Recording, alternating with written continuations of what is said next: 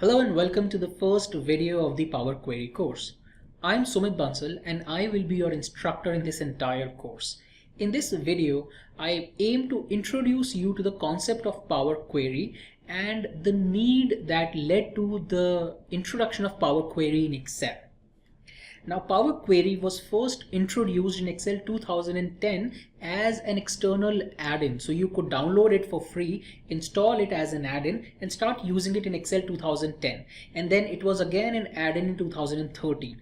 But in 2016, Microsoft introduced Power Query as an inbuilt feature in Excel. So if you're using 2016, then you do not need to install an additional add-in. You already have it available in the Data tab, and it's called Get and Transform. Now, Power Query is still an evolving tool or an evolving add-in, and Microsoft often releases new updates and new functionalities to it. So they would get the feedback from the users, and if they feel that there is something that can be improved or a new functionality that can be introduced, then they keep on introducing it. If you're using Office 365, then these are instant. So every month there would be new updates and you would get it instantly. But if you're using standalone versions, then you would get it with the new version. So for example, if you're using the standalone version of Excel 2016, then you would get all the updates in the Excel next version, which I believe would be 2019. Now, let me quickly explain why we needed something such as Power Query.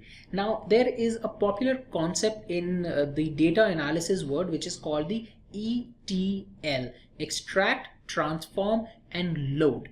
So here the first step is you extract the data from multiple sources. So these sources could be different databases, these could be different Excel files, these could be text files, CSVs. It could be that your colleagues are manually entering the data and sending it to you, or you are getting these data from Salesforce. There are multiple sources from which you can get your data. So your first step is to get all the data in one place.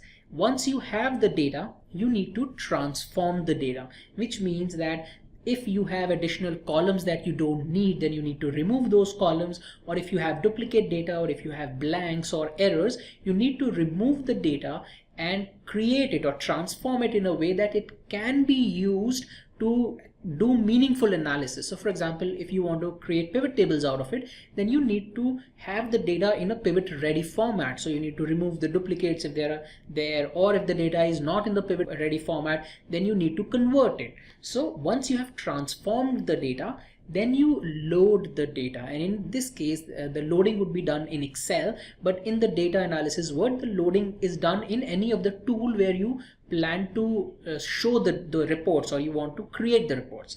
Now in this case, Power Query can do this entire thing. Power Query can help you extract the data from different data sources. So you can connect Power Query to many different data sources, as we will see. Then you can transform the data within Power Query, and then you can then load the data from Power Query to Excel or to a connection, as we will see in the videos later in this course. Now let me take a very simple example and try and simplify Power Query for you and the need that Power Query can solve.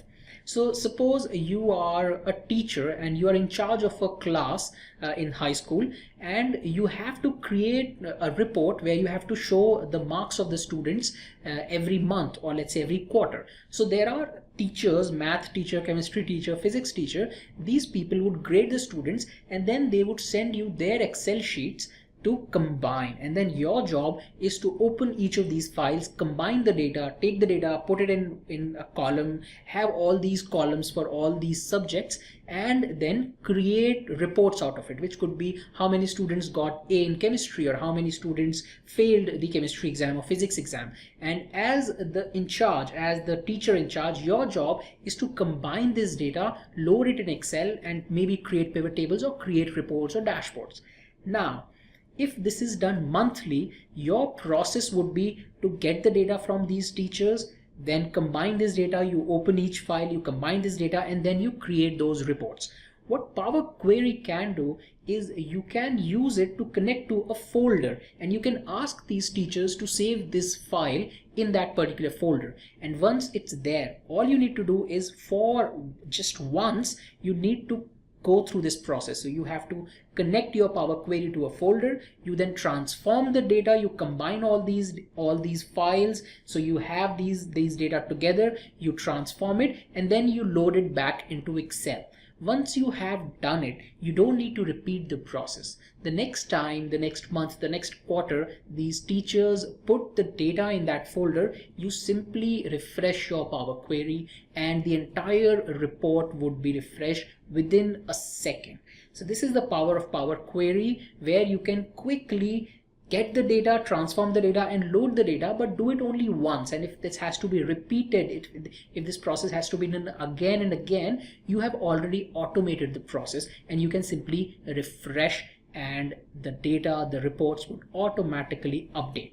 So Power Query is really powerful because it allows you to do all these steps and automate the entire process. And we will see how this works in the subsequent videos in this course.